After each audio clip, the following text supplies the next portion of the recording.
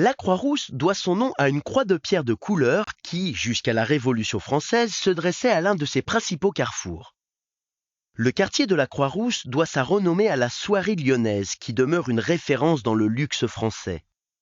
C'est au XVe siècle que débute la production de la soie en France.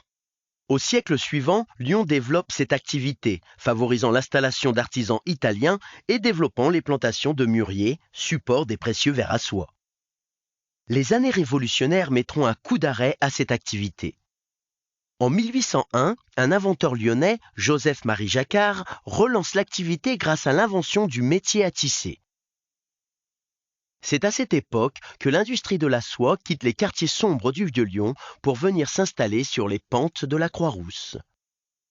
L'architecture de ce quartier est le témoin de cette époque.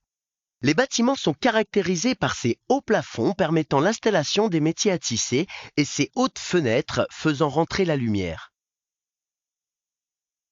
On retrouve ici aussi les fameuses traboules, ces passages couverts typiques de Lyon qui permettaient le transport des pièces de tissu à l'abri des intempéries et des regards.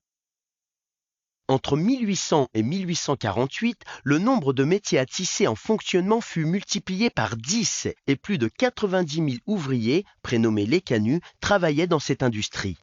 Les relations entre les ouvriers qui produisaient la soie et les marchands qui la vendaient furent toujours tendues, et Lyon connut ses premières manifestations ouvrières en 1831 et 1834 avec la révolte des canuts.